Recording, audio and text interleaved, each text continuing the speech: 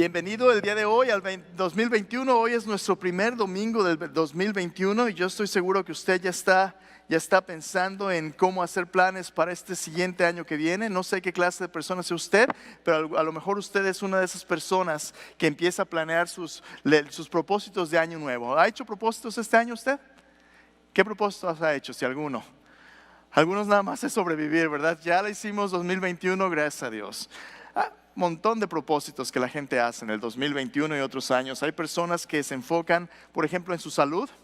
Comúnmente al principio de año nuevo las personas quieren ir a empezar un nuevo plan de cuidarse a sí mismos, ¿no? Ya voy a comer un poquito mejor, no tantos dulces, no tanto sal, voy a empezar a hacer ejercicio. En años anteriores los gimnasios estaban llenos al principio del año. Este año posiblemente no. Muchos cambios. Pero aún así, el 2021 nos muestra que hay un nuevo comienzo, que hay un nuevo ciclo. Las estaciones, día y la noche, Dios hizo nuestras vidas para tener ciclos que pudieran darnos una oportunidad de reflexionar y recalibrar nuestras prioridades. El comienzo del 2021 es una invitación a que nosotros podamos reflexionar en cómo ha sido nuestro caminar, nuestro viaje con Cristo ahora y cómo puede ser este año que viene, y puede ser una oportunidad también de crecer. Pero le guste a usted o no, me guste a mí o no, el 2021 ya empezó, porque no nos pidió permiso, ¿verdad? El tiempo pasa y algunas veces es imposible para nosotros regresar ciertas cosas que ya hemos vivido. El tiempo pasa, nos guste o no, y tenemos que tomar decisiones de cómo vamos a vivir. ¿Cómo vas a vivir tú en este 2021? ¿Cómo vas a vivir tú en este 2021? ¿A qué le vas a dedicar tu tiempo? ¿A qué le vas a dedicar tus talentos? ¿A qué le vas a dedicar tus tesoros? La próxima semana vamos a iniciar una nueva serie de mensajes acerca de los valores que Dios quiere que tengamos como iglesia. Dios está haciendo cosas muy, muy buenas en nuestra comunidad, aquí en la iglesia y fuera de estos muros, que nos van a permitir ser de bendición a la comunidad, especialmente al pueblo de habla hispana. Dios quiere levantar personas que sean apasionadas por el amor a Dios, por el Señor Jesucristo, por el Evangelio, para traer esta comunidad a Él. Y nos va a usar para ser parte de esa familia que quiere alcanzar el Señor. Pero antes, creo que es importante que hagamos una pausa y el día de hoy reflexionemos acerca de lo que va a darle dirección a nuestra vida, nuestros valores. Lo que uno valora es lo que uno realmente hace. Y el día de hoy me gustaría compartir con ustedes en Génesis capítulo 22, si tiene su Biblia, puede abrirla en Génesis capítulo 22, lo que hay en el corazón de Dios para darnos dirección en nuestro caminar con Él. ¿A qué le dedicamos nuestra vida? Depende de aquello a lo que valoramos. Y la Biblia nos dice que hay un amor que es más grande que cualquier cosa, un amor incomparable, un amor sin igual, por el cual vale la pena vivir y vale la pena morir. En el centro de nuestra caminar con Dios hay un mandamiento y un llamado al amor. Pablo lo dice de esta manera, en 1 Corintios 13:13, él dice así, dice: ahora permanecen tres cosas: la fe, la esperanza y el amor. Estos tres, pero el mayor de ellos es el amor. En el centro del llamado del creyente hay un llamado al amor. Amor a Dios, amor al prójimo como a uno mismo, que es más grande que cualquier cosa. El día de hoy le voy a invitar en esta caminata del sacrificio de Isaac, que nos habla de un amor incomparable. Y la pregunta que vamos a estudiar el día de hoy es esta: ¿por qué vale la pena vivir y morir por el incomparable amor de Dios? ¿Por qué vale la pena vivir y morir por el incomparable amor de Dios? En Génesis 22 quiero compartirle tres razones por las cuales el amor de Dios vale la pena darle nuestra vida a Dios por su amor. Usted y yo a lo mejor crecimos en lugares donde había personas mendigando, y esas personas siempre venían mendigando y decían, yo recuerdo cuando era pequeño, decían algo como lo que sigue, decían: una caridad por el amor de Dios. ¿Ha oído esa frase usted antes? ¿Qué daría usted por el amor de Dios? Si usted es una persona que no conoce realmente la magnitud del amor de Dios, a lo mejor eso nada más parece una frase manipuladora, ¿no? Para que alguien le dé dinero, reciba dinero de usted. Pero cuando usted hace una pausa y reflexiona en el incomparable amor de Dios, usted se da cuenta de lo siguiente. Se va a dar cuenta en este pasaje que el amor de Dios no se trata tanto de lo que nosotros le damos a Dios, sino de lo que Dios quiere darnos a nosotros. El amor de Dios, el incomparable amor de Dios, No hace demandas que Él no quiera proveer primero. Así que vamos a ver un poquito en qué consiste esta historia. Si tiene su Biblia, Génesis 22, le voy a invitar a buscarla. Génesis 22, vamos a leer versículo 1 al versículo 18. Vamos a leerlo juntos en un momento. Antes de leer este pasaje, déjeme decir un par de cosas.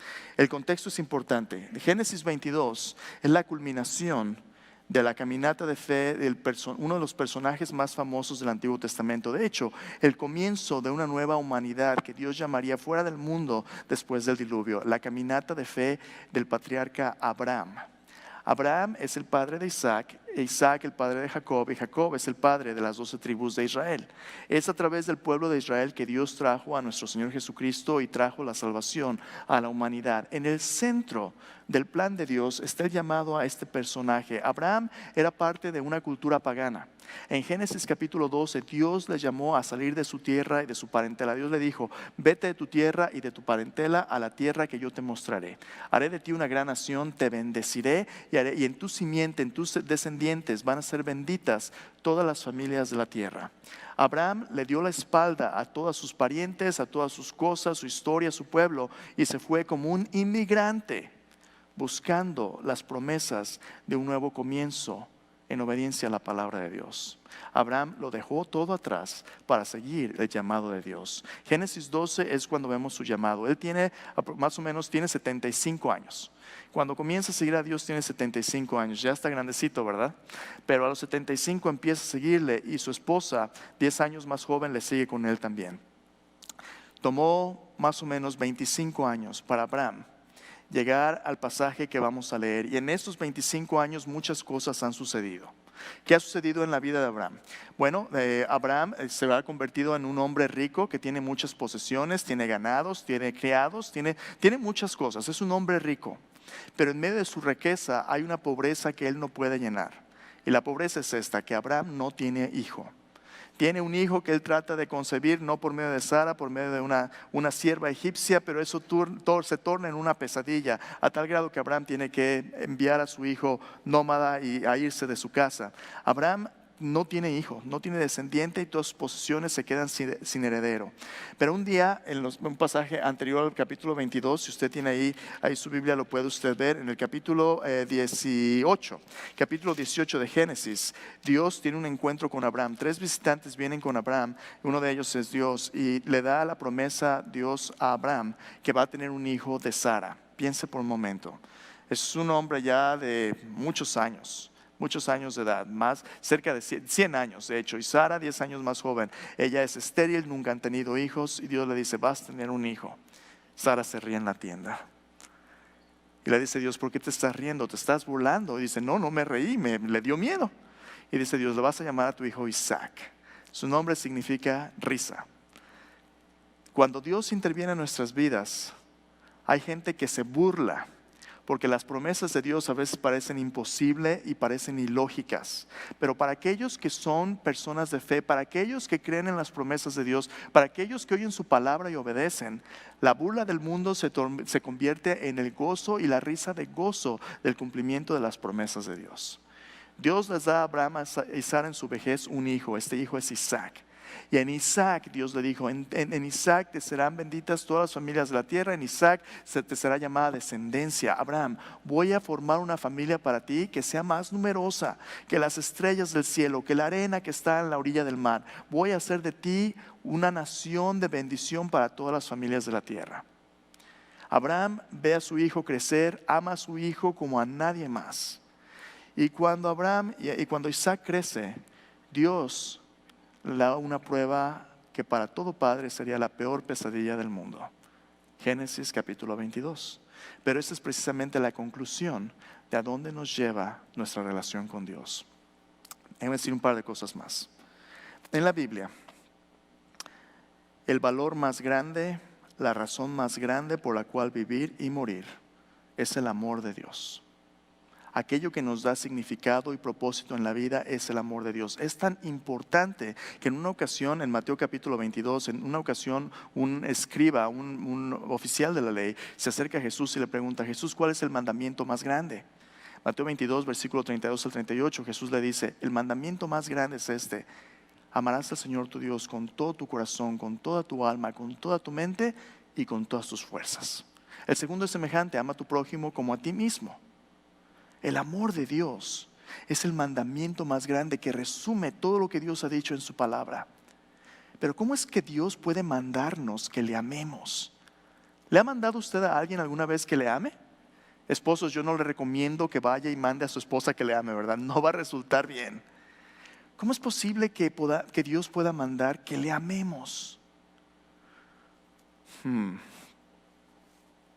Dios nos manda que le amemos porque no hay nada más grande que podamos experimentar que su amor. Pero para poder amarle es necesario que primero conozcamos su amor. De hecho, primero de Juan, el apóstol Juan nos dice: nosotros le amamos a Él porque Él nos amó primero. Cuando Dios nos manda que le amemos, Dios nos manda que le amemos porque Dios quiere mostrarnos que Él viene a nuestras vidas no para quitarnos lo que tenemos, sino para primero darnos y poder corresponder en la misma calidad que Él nos da con su amor. El amor es libremente dado y libremente recibido, pero no podemos dar aquello que no tenemos. Y sin Dios somos como vasos vacíos, sedientos y hambrientos. Para poder amar a Dios es necesario que primero descubramos en qué consiste el amor de Dios. Y Génesis capítulo 22 es una ventana al corazón de Dios, donde Dios va a poner a Abraham en un predicamento, en una prueba increíblemente grande, donde Abraham va a tener que descubrir si puede confiar en Dios y puede entregarlo todo, sabiendo que Dios es digno de confianza y que Dios es digno de su fe. ¿Por qué vale la pena vivir y morir? Por el incomparable amor de Dios. Abraham va a descubrir 3 razones por las cuales vale la pena vivir y morir por su amor. ¿Me acompaña? Génesis capítulo 22, versículo 1 al 18. Dice así: aconteció después de estas cosas que probó Dios a Abraham y le dijo: Abraham. Él respondió: heme aquí. Dijo: toma ahora tu hijo, tu único, Isaac, a quien amas, y vete a tierra de Moria, y ofrécelo allí en holocausto sobre uno de los montes que yo te diré. Abraham se levantó muy de mañana, enalbardó su asno, tomó consigo 2 siervos suyos y a Isaac su hijo, cortó la leña para el holocausto y se levantó y fue al lugar que Dios le dijo. Al tercer día alzó Abraham sus ojos y vio el lugar de lejos. Quiero que piense por un momento en lo que está sucediendo aquí. Dios se acerca a Abraham. Claramente el texto inmediatamente nos dice: Dios probó a Abraham. Dios sabía exactamente lo que él iba a hacer. Dios sabía cuál su plan era. Pero el propósito de la prueba es revelar lo que hay en nuestro corazón. La Biblia nos dice que cuando estamos en esta caminata espiritual, cuando andamos en este viaje siguiendo a Cristo, cuando somos seguidores de Jesús, Dios quiere transformar nuestra vida. Pero ¿cómo es que Dios nos va a transformar? Dios nos va a transformar probando nuestra fe. Interesante, en el Nuevo Testamento, tentaciones y pruebas son una cara de la misma moneda. La diferencia es en el propósito, la diferencia es en la gente que causa la tentación o la prueba. En Santiago capítulo 1, Santiago nos dice que Dios no tienta a nadie. Dios no puede ser tentado por el mal.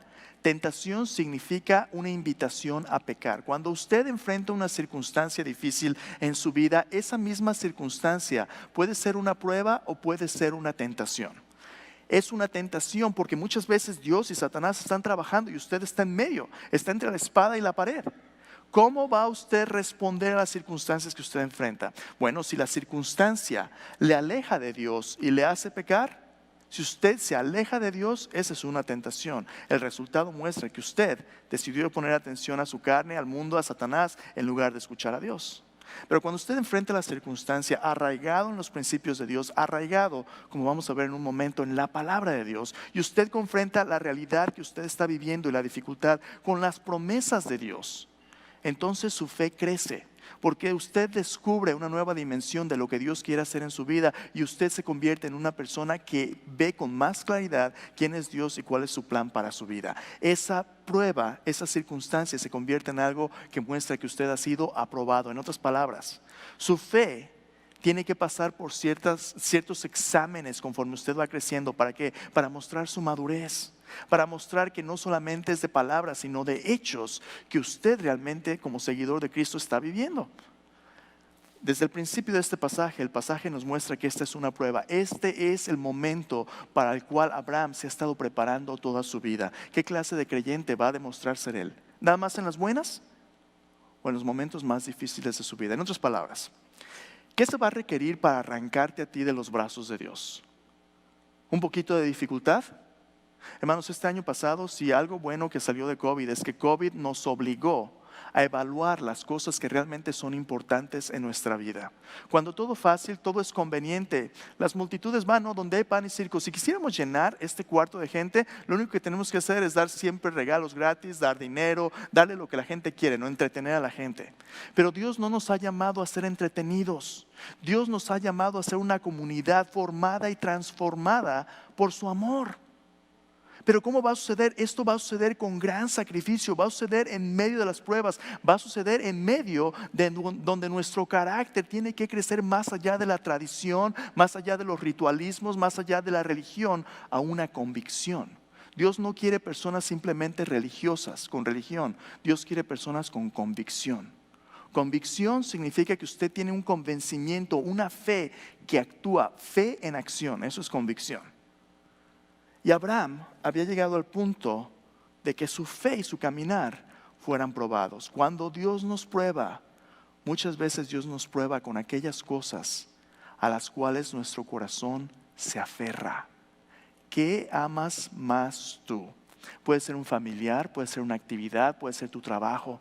¿Qué amas más tú? Cuando las bendiciones de Dios empiezan a competir con tu lealtad hacia Dios, hacemos a veces de la bendición un ídolo, y Dios no tolera ídolos, porque detrás de cada ídolo, en 1 Corintios Pablo nos dice, detrás de cada ídolo hay un demonio, y Dios no quiere que participemos con los demonios.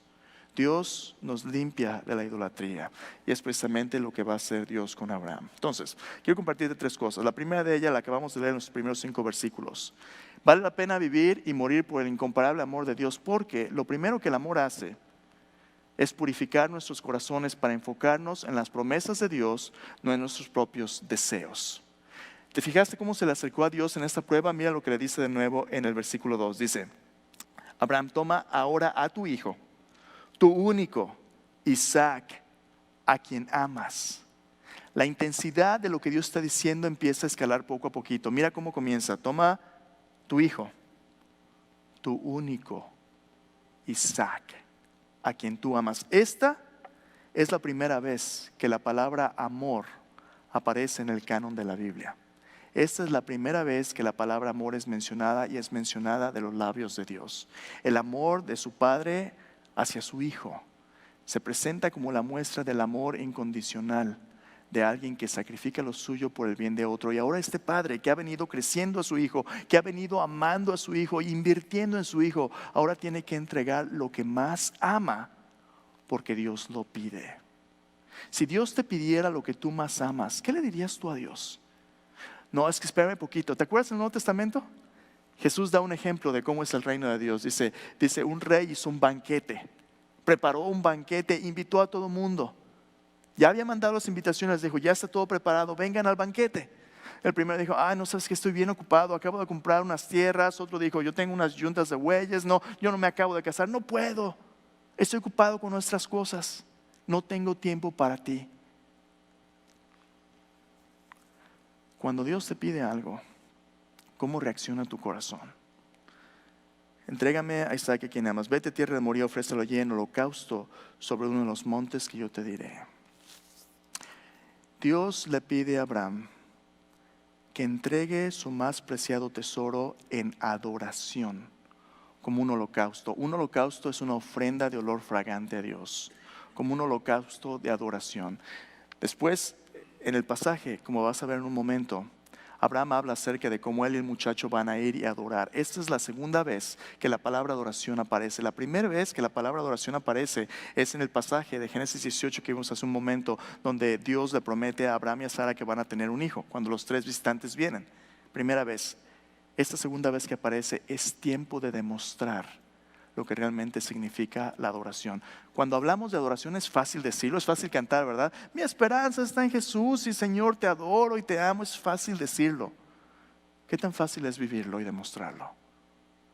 La Biblia dice, amados, no amemos de palabra ni de lengua, sino de hecho y en verdad. Cuando el amor de Dios viene a nuestra vida y Dios nos demanda una entrega total e incondicional, lo primero que su amor empieza a hacer es purificar nuestro corazón, mostrándonos que aún las bendiciones que Dios nos da a veces se convierten en nuestros ídolos. Abraham en esta prueba tiene que escoger entre lo que Dios quiere y lo que él siente y piensa. Y lo único que Abraham tiene para guiarse es el mandato claro de la palabra de Dios. Ahora, por cierto, algunas personas, especialmente ateos, a veces dicen, ¿qué clase de Dios es el que te pide que sacrifique un hijo? Si tú te fijas al principio del pasaje, el pasaje dice que esta era una prueba. Dios sabía que lo que Dios quería no era la muerte de Isaac. Dios quería de hecho demostrar cómo todos nosotros, por nosotros mismos, merecemos la muerte. Pero Dios es un Dios que está dispuesto a entregar un sustituto para que nosotros no tengamos morir. De hecho, lo que Dios quería es mostrar la gran necesidad de Abraham y cómo Dios iba a suplirla. ¿Cuál es la gran necesidad de Abraham? Dios demanda la vida de su hijo. ¿Por qué? ¿Por qué? Porque Dios lo dice. ¿Es el Dios de la Biblia un Dios en el cual puedas confiar a pesar de que a veces no entiendas todo lo que Él te pide? Difícil para Abraham, pero Dios empieza a dejar que Abraham discierna lo que hay en su corazón. Sigue leyendo conmigo, versículo 4. Al tercer día alzó Abraham sus ojos y vio el lugar de lejos. Entonces dijo Abraham a sus siervos, esperad aquí con el asno, yo el muchacho iremos hasta allí, adoraremos y volveremos a vosotros. ¿Te imaginas lo que sintió Abraham? Le tomó varios días llegar a este lugar. Estaba como a unas 50 millas de distancia donde iban. Y dice que iban a la tierra de Moria. Eso es muy importante. Anota ahí en tu margen, si tú tienes ahí en tu Biblia, Segundo de Crónicas, capítulo 3, versículo 1. Esa es la siguiente vez que este lugar aparece en tu Biblia. Segundo de Crónicas, capítulo 3, versículo 1. Y el lugar al que se refiere este pasaje es después, en 2 de Crónicas 3:1, está hablando la Biblia de cuando Salomón construye el templo. ¿Sabes dónde Salomón construye el templo? En este lugar, donde Dios había mandado a Abraham a sacrificar a Isaac. ¿Y sabes por qué eso es importante? Porque en el templo es donde los sacrificios tenían lugar. ¿Sabes? Cientos de años antes, ¿quién vino a ese templo? ¿Quién oró en Getsemaní enfrente de ese templo diciendo, Señor, si es posible, pase de mí esta copa, no lo que yo quiero, sino lo que tú? Cuando Jesús vino al pueblo de Israel, Juan el Bautista, el último de los profetas del Antiguo Testamento, lo vio y dijo, he aquí el Cordero de Dios que quita el pecado del mundo. Lo que sucedería en el llamado que Dios le dio a Abraham y a Isaac sería una ventana de lo que Dios haría cientos de años después al enviar a su Hijo Jesús. Y lo que Dios quiere que Abraham entienda es lo que Dios va a hacer por la humanidad. Abraham está contemplando eso, él ve el lugar y no entiende lo que Dios le ha pedido, pero está dispuesto a seguirle. Y mira lo que sucede. Versículo 5, otra vez. El muchacho y yo iremos hasta allí, adoraremos y volveremos a vosotros. Tomó Abraham la leña del holocausto, la puso sobre Isaac su hijo. Él tomó en su mano el fuego y el cuchillo y fueron ambos juntos. Entonces habló Isaac a Abraham su padre y dijo, Padre mío. Él respondió, heme aquí mi hijo. Él dijo, he aquí el fuego y la leña, mas ¿dónde está el cordero para el holocausto? Respondió Abraham, escucha, Dios se proveerá de cordero para el holocausto, hijo mío. E iban juntos. Los estudiosos que estudian este pasaje debaten acerca de qué edad posiblemente tendría Isaac. Bueno, cuando Sara muere en el siguiente capítulo 23, versículo 1, Sara muere de 127 años. Ya ha pasado bastante tiempo desde que Isaac nace. Isaac tiene más o menos 90, Sara tiene más o menos 90 años cuando Isaac nace. Abraham tiene 100. Isaac no es un niñito pequeño. Isaac de hecho va cargando la leña y la leña para un sacrificio es pesada. Isaac no es un adolescente, Isaac es un hombre joven, posiblemente en sus 20 o posiblemente en sus 30, en sus primeros 30. ¿Le suena eso familiar a usted? Cuando Jesús va a la cruz, él es un hombre de 33 años. Y Abraham dice aquí: hijo, ¿te das cuenta? Tengo la leña, tengo el fuego, pero no hay cordero. ¿Pero qué dice Abraham? Dios se proveerá del cordero para el holocausto. ¿Qué está pasando dentro del corazón de Abraham? Bueno, Dios le había dicho a Abraham que en su descendiente Isaac todas las familias de la tierra iban a ser benditas. ¿Cómo es que Dios iba a cumplir sus promesas si le estaba pidiendo que sacrificara a Isaac? Era imposible. Era humanamente imposible. En Hebreos capítulo 11, la Biblia nos dice que la fe de Abraham era tan grande que Abraham pensó lo imposible. Abraham pensó que Dios era poderoso incluso para resucitar a Isaac de entre los muertos mismos. Y el autor de Hebreos dice: de donde en sentido figurado también le recibió. Dios es el Dios para el cual la muerte no es la última palabra.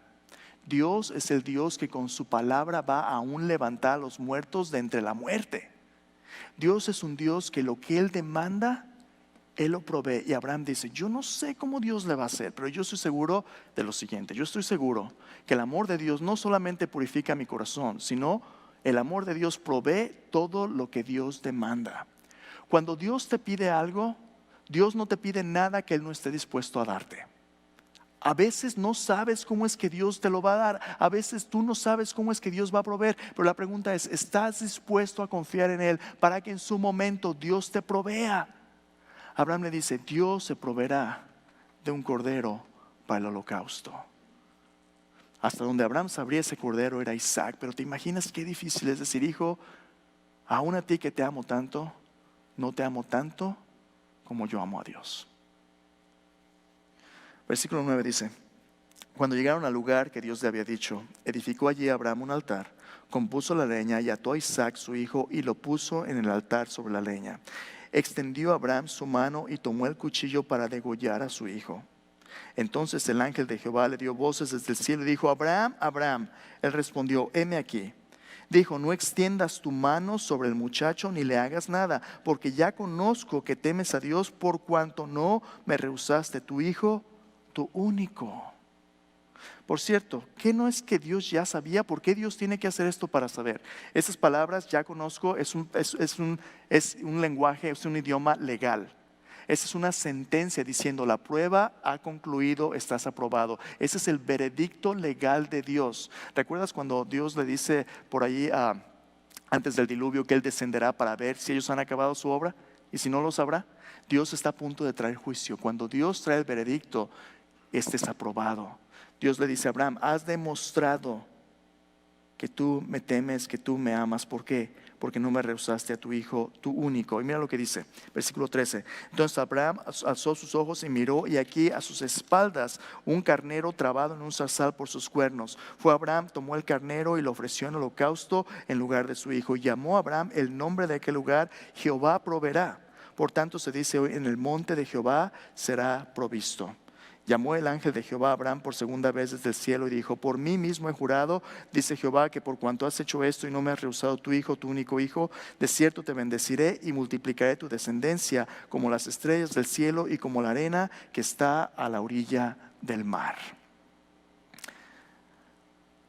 Abraham tiene a su hijo Isaac. Por cierto, Isaac pudiera haberse resistido, pero la perfecta obediencia de Isaac, rendido completamente a la voluntad de su padre, es un vistazo y un ejemplo que apunta a la obediencia del Hijo perfecto, nuestro Señor Jesucristo, quien estaría dispuesto a sacrificar su vida en obediencia a la voluntad del Padre. ¿Qué está sucediendo aquí?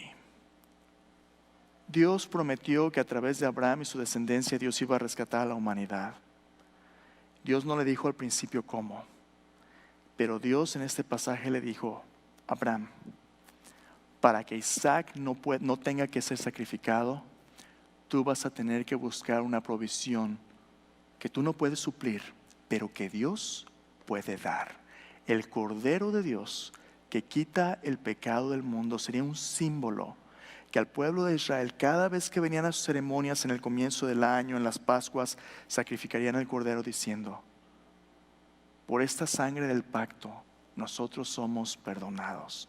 Jesús sería el Cordero de Dios que quita el pecado del mundo. ¿Y entonces qué? Dios ahora sí podía bendecir a las naciones. ¿Por qué? Porque a través del sacrificio del Hijo de Dios, nuestros hijos y nuestras vidas podrían recibir su perdón. Hermanos, ese es el amor de Dios. Porque de tal manera amó Dios al mundo, dice la Biblia, que ha dado a su Hijo único, para que todo aquel que en Él cree no se pierda, mas tenga vida eterna.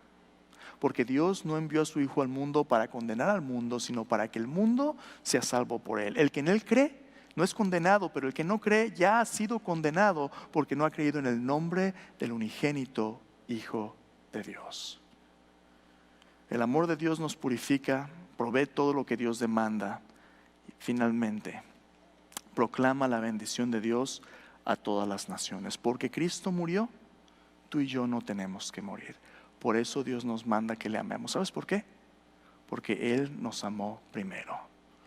Rembrandt, la persona que pintó la imagen que te mostré al principio y esta figurita, un artista increíble y una persona que leía su Biblia con detalle, pintó esta imagen del sacrificio de Isaac, y en las sombras de la parte de atrás, no lo puedes ver muy bien aquí por la distancia, pero era una imagen sombría de un carnero, de un cordero trabado en la zarza allá atrás. Tienes que poner atención y ver más allá de la apariencia para poder encontrar el amor de Dios. Al principio de este mensaje te dije que cuando le preguntaron a Jesús cuál era el mandamiento más grande, Él dijo: amarás al Señor tu Dios con todo tu corazón, con toda tu alma, con toda tu mente, con todas tus fuerzas. Podríamos dejarlo ahí. Vamos a la casa, amemos a Dios. ¿Pero qué significa eso?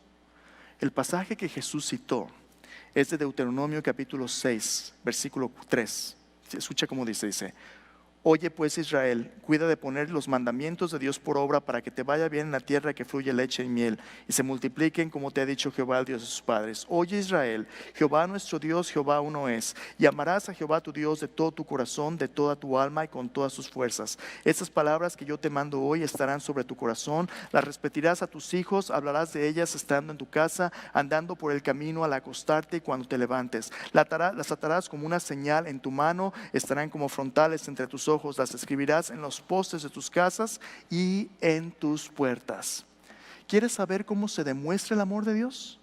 Abraham escuchó la voz de Dios al final de la prueba diciendo: ya conozco que me temes por cuanto obedeciste a mi voz. Jesús dijo en Juan 14:23: el que me ama, mi palabra guardará. ¿Quieres saber cuál es el indicador más grande de que tú amas a Dios? Como seguidor de Cristo, tú permaneces en la palabra de Dios. O sea, aquí está el reto, amigos. Este año, si quieres empezar tu caminar con el amor de Dios en el centro de tu vida, si quieres realmente crecer en esta caminata de fe con Dios, vas a necesitar un buen fundamento. Y ese fundamento es las promesas de Dios, no tus sentimientos.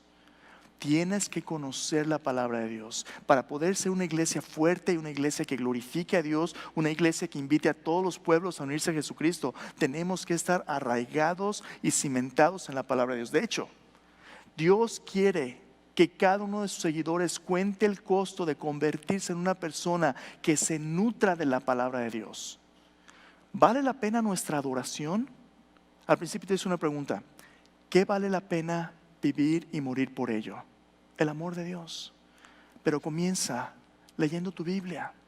Entonces, esta es mi invitación. El día de hoy tenemos estas guías de lectura bíblica. Qué bueno sería que como iglesia pudiéramos empezar el año escuchando, atesorando y viviendo la palabra de Dios. Estas guías tienen una pequeña introducción. Si nunca has leído tu Biblia por lo menos una vez de tapa a tapa, posiblemente esa sea la primera vez que Dios te abra los ojos al tesoro de promesas que Él te ha dado. No vas a conocer el amor de Dios con toda su profundidad hasta que conozcas las promesas de Dios en su palabra apuntando a Cristo. Tienes que empezar. ¿Cuántas horas le dedicas al Facebook? ¿Cuántas a la tele? Te va a tomar 15 a 20 minutos diarios, 5 veces por semana, 2 días de descanso, el cubrir toda tu Biblia de tapa a tapa. Y el ritmo es sencillo: lee, reflexiona, responde y descansa en las promesas de Dios. En la introducción te voy a explicar cómo usar este pequeño diario. Son gratis, toma uno, llévatelo a casa. Y si quieres empezar, hoy comienza nuestra lectura bíblica. Hoy comienza esta conversación de amor donde Dios quiere proveer todo lo que tú necesitas. Nosotros le amamos a Él porque Él nos amó primero. Oremos. ¿Qué tan valiosa es tu adoración a Dios? ¿Qué estarías dispuesto a sacrificar por tener acceso a la palabra de Dios? Hay hermanos alrededor del mundo que son encarcelados por hablar del Evangelio, por leer su Biblia, y nosotros con tanta libertad tenemos un montón de Biblias en los libreros, pero no está en nuestro corazón. Si quieres amar a Dios, vas a tener que confiar en sus promesas, vas a tener que saber cómo discernir su voz, y su voz está ahí en su palabra, la Biblia. Aférrate a la palabra de Dios. ¿Cómo es que Dios te da provisión para hacer lo que Él manda por medio del cuerpo de Cristo? Hermanos, este año tenemos que ser una iglesia comprometida con la palabra de Dios, comprometida con el amor a Dios, el amor unos por otros, basado en obediencia a la palabra de Dios, no por obligación, sino por gratitud a lo que Cristo ha hecho por nosotros. Dios quiere que seas de bendición. ¿A quién te está llamando a Dios? Extender la bendición de su amor. En ti serán benditas todas las familias de la tierra. Dios quiere usarte para bendecir a otros. Padre, cuando vemos el sacrificio del amor de tu Hijo, nos damos cuenta, Señor, que tú no vienes a tomar lo que no tenemos, Señor. Tú vienes a darnos. En medio de nuestra necesidad, Señor, tu palabra dice que la paga del pecado es muerte. Todos merecíamos morir. Pero tu Hijo Jesús, Señor, por su amor por nosotros, Señor, dio su vida en la cruz. Señor, pudiera ser que alguno osara morir por el bueno, pero tú muestras tu amor para con nosotros en que siendo aún pecadores, Cristo murió por nosotros. Y es su amor el que ahora nos compele a vivir para ti, Señor. Queremos amarte. Señor, yo no puedo amarte por mí mismo. Señor, yo soy insuficiente. Mi corazón es idólatra, pero tu amor, Señor, me purifica. Tu amor, Señor, me permite ver que de lo que tú me mandas, tú lo provees, Señor. Tu amor me bendice para que yo pueda ser de bendición a otros. Señor, úsanos para ser de bendición. No para quitar a la gente lo que tiene, sino para darle de lo abundante de tu amor, Señor. Haznos una comunidad formada por tu amor, Señor. Te adoramos, Señor. En el nombre de Jesús. Amén.